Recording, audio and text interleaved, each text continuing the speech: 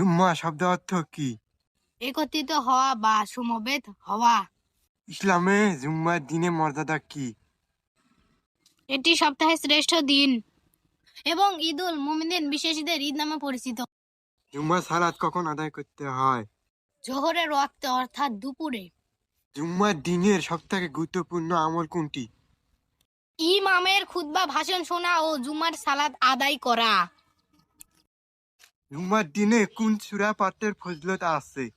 সূরা কাহফ। খুতবা চলাকালীন কথা বললে কি হয়? সালাতে সোয়াব বা পূর্ণ প্রতিদান নষ্ট হয়। পুরুষের জন্য জুম্মার সালাতের হুকুম কি? এটি ফরজে আইন অর্থাৎ বাধ্যতামূলক।